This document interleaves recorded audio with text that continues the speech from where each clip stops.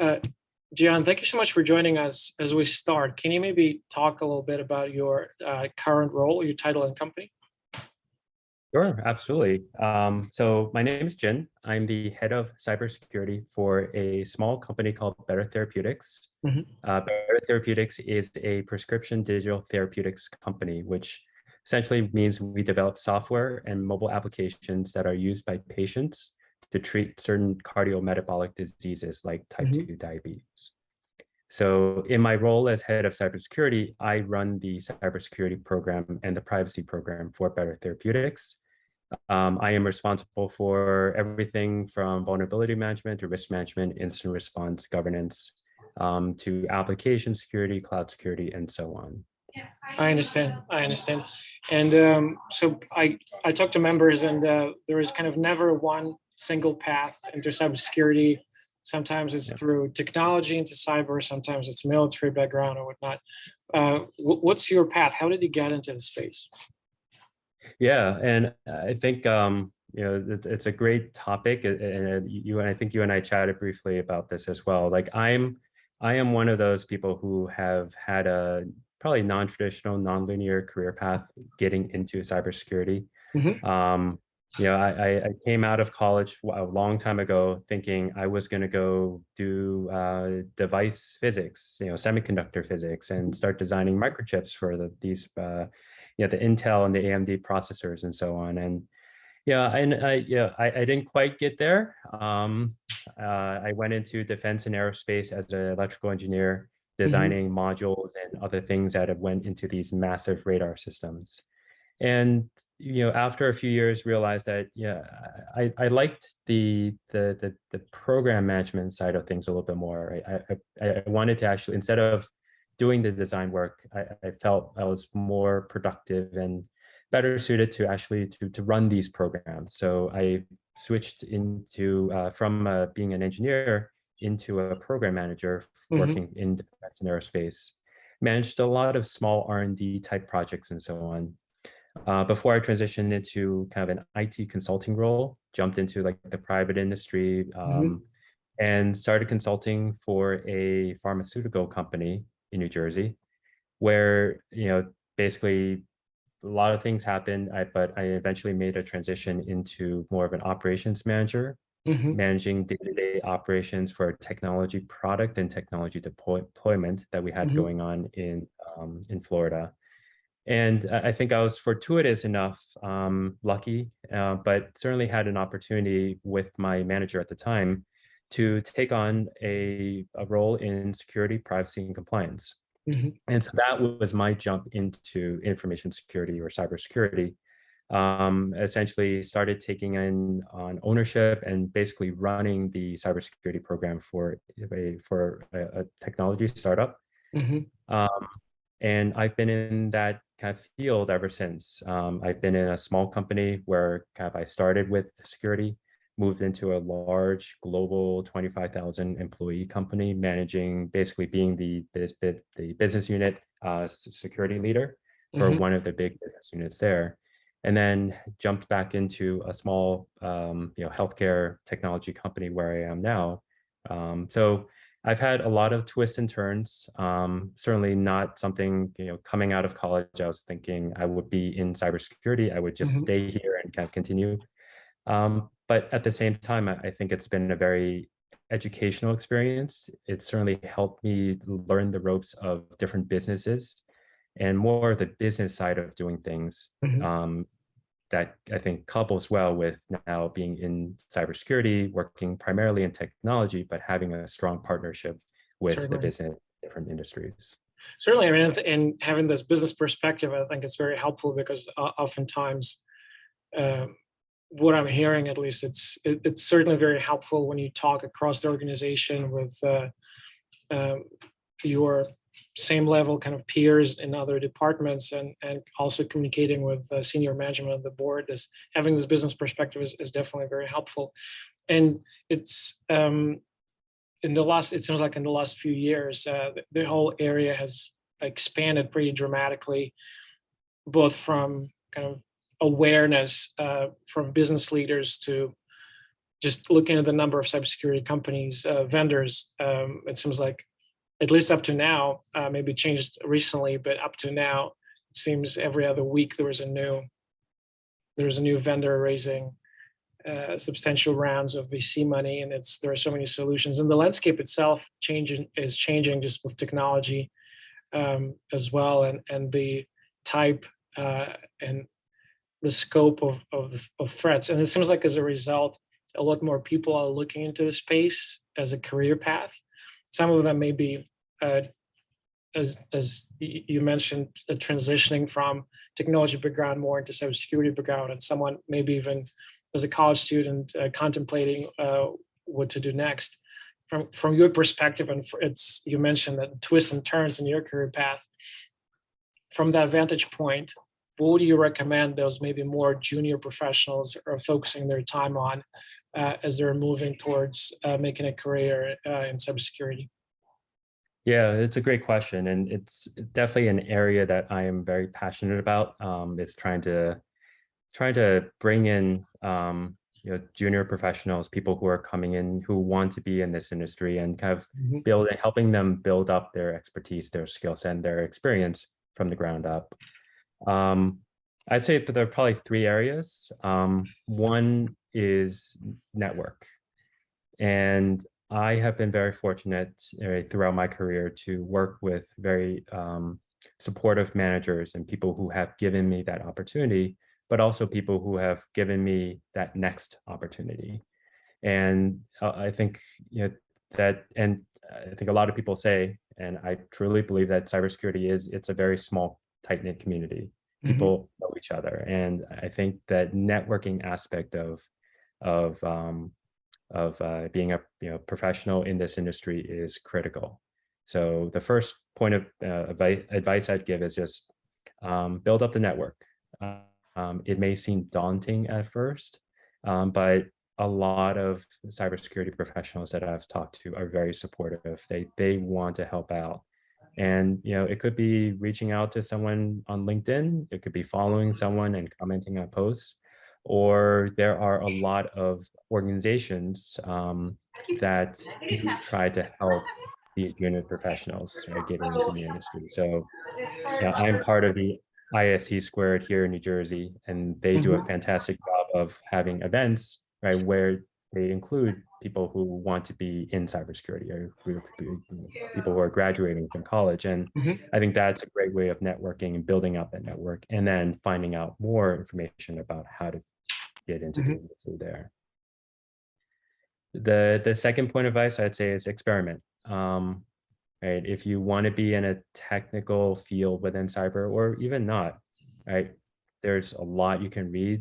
There's a lot of open source projects, free tools, open source tools that you can just download. You can kind of tinker with, experiment, try to figure out how to actually use this tool to detect something, XYZ. How do I build up a container environment and inject something, right? And how do I monitor for that type of exploit in that container environment?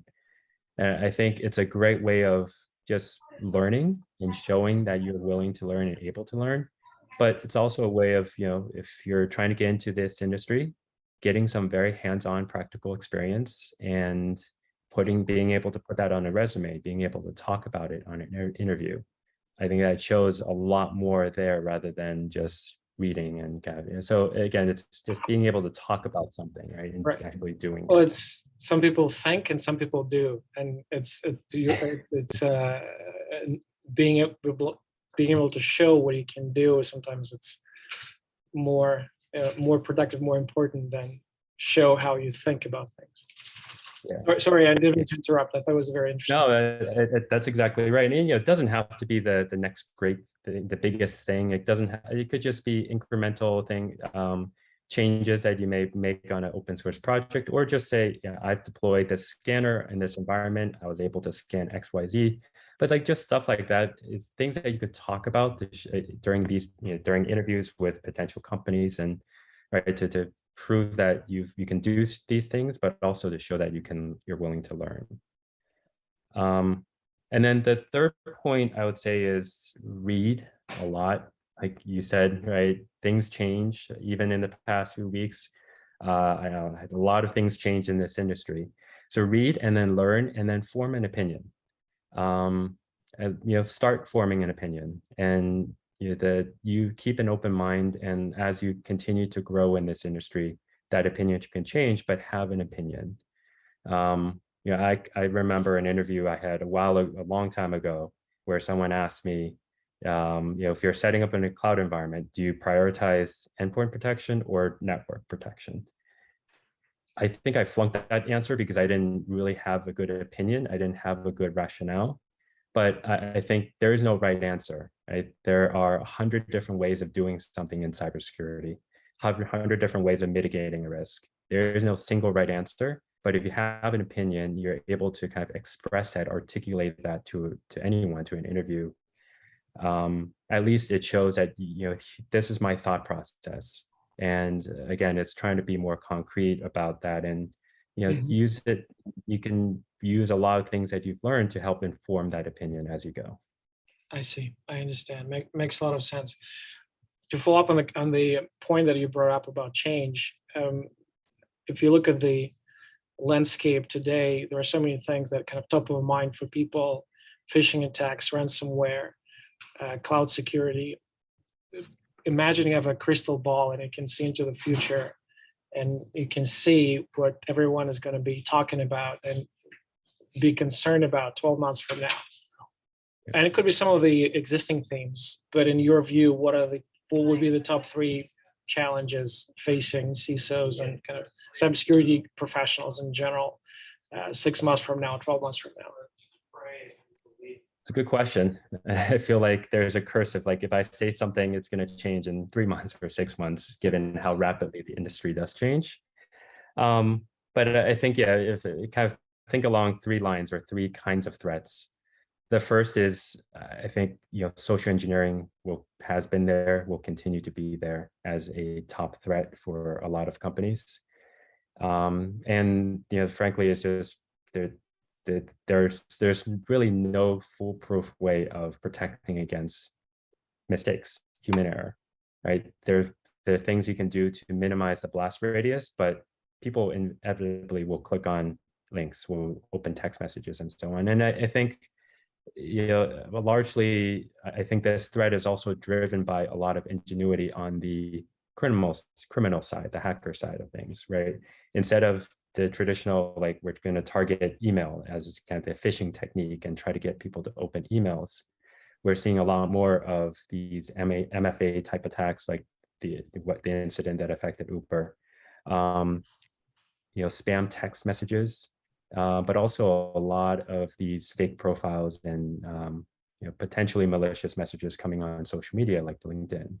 And I think the scope and kind of the number of channels that people can use to exploit social engineering or use social engineering as a tactic is just exploding. And I think that's why social engineering will continue to be a top threat for a lot of companies out there. Number 2 is around third-party breaches. And again, I think it's also because of this proliferation of third parties that we are using, a lot of companies use for a lot of different services, from marketing to sales to IT support, to just consulting, right? And kind of stack augmentation. And that's the way that the business has been going, continues to go, and probably will continue to go in the future. And I think, as we're dealing with more data, people are getting access. So I think the threat of something happening, the risk of something happening to my company because we are using a lot of third parties, that's going to continue to go up. And it's probably true, especially for large multinational global enterprises. And then I think the last point is both a kind of a risk or threat, but also an opportunity, is around these global data regulations. And I think what we're seeing, at least in the US, is a very fragmented approach towards privacy regulation, data regulation, right? With California, North Virginia. And I think it's creating a lot of barriers to how we handle data and how we discover data. But it's also the punitive side of things, right? If we don't do something, there is a potential fine. And I think that puts a lot more pressure, not just on the privacy side of businesses, but on the security side, right? You got to be very precise in some cases so that if you make a single mistake, that could cost the company a fine. So I think that increased pressure that's going to continue to grow. But I think on the opportunity side, it's also a great opportunity to partner with the legal teams, right, to try to instill more cyber hygiene, better data handling strategies, tactics, and so on, and try to use this as an opportunity to drive not just a partnership, but also education within the company. Certainly makes a lot of sense.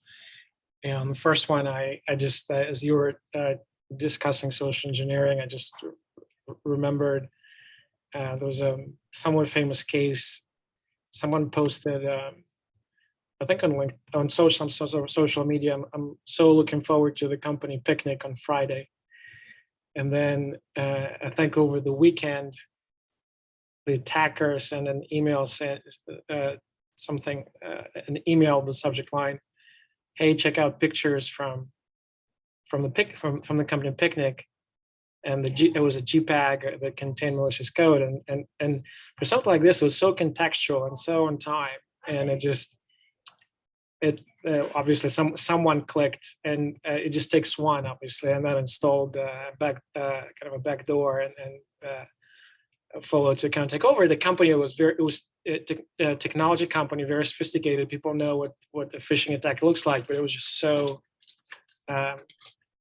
tuned to what was happening at the time. It was so contextual that it was impossible for people not to click. So and with AI coming on board, I've seen things that are just absolutely stunning in terms of sophistication and ingenuity on the attacker side, and how artificially generated voice can trick people into doing something they're not supposed to. It just absolutely, it's just staggering that what's coming, and just also frightening at the same time. Switching gears a little bit, you mentioned focusing on networking, and it's actually a big part of what Affinity is about. It's what we're trying to do is to create a kind of a vendor-free community for members to interact, and most of it is kind of over the membership website and through interviews like this. But we're starting to explore some of the other venues, particularly maybe small-scale face-to-face meetings that are more local. You mentioned you're part of some of the other organizations. What would be your advice, or what would be your ideas on what format you think would make most sense in terms of the format of the event? Is it online, offline? Is it over Zoom? Is it kind of a social event? Is it face-to-face but with an agenda, kind of discussion topics? What will be, based on kind of your experience and your interests, what do you think would make sense? Yeah, it's a great question. I mean, I think I've been fortunate to continue to be remote for the past 2.5 years. And I think there is some element of where, trying to cater to a remote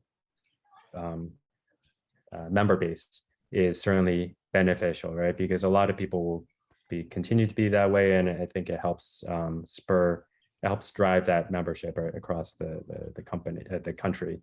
Mm-hmm. But I do think being in person, having like these small meetups that you discuss, I think those would be a great opportunity. I'm wondering if there are a lot of these large conferences now are starting to open up, and they're starting to become 100% in person. I wonder if there are opportunities to form kind of just a group of people from Affinia who are there, right? And kind of representing the organization, or at least having an opportunity for participants, members, to get together at these large conferences to have dialogue, to discuss. Are you talking about something like RSA or Black Hat? Yeah, or maybe, yes. I mean, those would probably be the the big ones, but there are a lot of others all over the country that are probably smaller, maybe more manageable, both in terms of cost, but also scale. So essentially, you're suggesting kind of piggybacking on an existing conference, existing agenda, but create an opportunity for members to connect around already an existing event.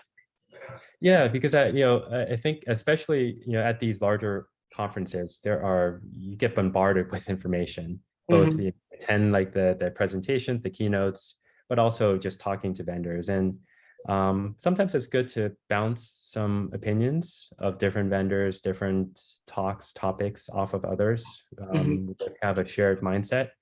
And I think that's probably I think very much in line with kind of what the organization is trying to achieve as well. So yeah, I wonder if that's an opportunity there. Certainly. I mean, we thought about it, and actually I attended both RSA and Black Hat this year, and we did attempt a small gathering at RSA and at Black Hat, and I think for next year we have much bigger plans, obviously. But I was wondering, in addition to that, do you think it would make sense to do kind of a standalone Aphinia only, whether it's social events, maybe after work, kind of happy hour of sorts, or maybe even a vendor-sponsored dinner with a singular topic for 15 or so members? Is it something that you think would make sense? Is it something that maybe potentially would be interested in? I definitely think it would make sense to, yes. Because I think a lot of these type of events that I've attended in the past have been very well attended, and generally they spur good conversation. And if all else fails, it's also a great opportunity for security professionals to meet each other in person, right, and build up that network. So yes, I mean, I definitely think those are good types of events to hold and continue to hold. Absolutely. And kind of outside of face-to-face events, it seems like you're part of other networks as well. In addition to that, do you have any recommendations, any ideas, anything that you think we're not doing but really should be, or maybe something we are doing we should stop? Do you have any suggestions along those lines? I appreciate the Aphinia's the commitment to bring security professionals together, to have that type of community and use it as a way of promoting promotions, right? People who have changed jobs recently or new jobs, because I think it's great to have that all in one place. I think as a suggestion, and I've seen a lot of organizations have Slack channels, Discord channel servers running, where it's kind of taking a lot of the dialogue that may be occurring on the website over email and putting it into more of a real-time chat network, right, where people can share ideas and so on. So again, right, that may work. It largely depends on the content, how active members are, but certainly with some effort, right, you can certainly, I think, a way of building up that community and creating that, trying to build up those types of relationships. But also, I think it's yeah, go ahead. Sorry, I think it's a great idea, and it's actually, we've been hearing that type of feedback, and it's certainly something we're seriously considering for towards the end of this year, maybe towards maybe next year. And sorry, I cut you short. And other than Slack, is there anything else you think we should be focusing on? No, honestly, no. I mean, I think the weekly emails that you send out, and I think that you have podcasts, you have these type of interviews. I think they're all great ways and avenues of trying to build membership, build a community. Absolutely. Well, Jian, thank you so much for your time. I know we're coming up on the hour. If people want to reach out, members want to reach out, what's the best way to connect with you? Best way to connect is on LinkedIn. You can find me there as head of cybersecurity for Better Therapeutics. Awesome. Thank you so much. Thank you.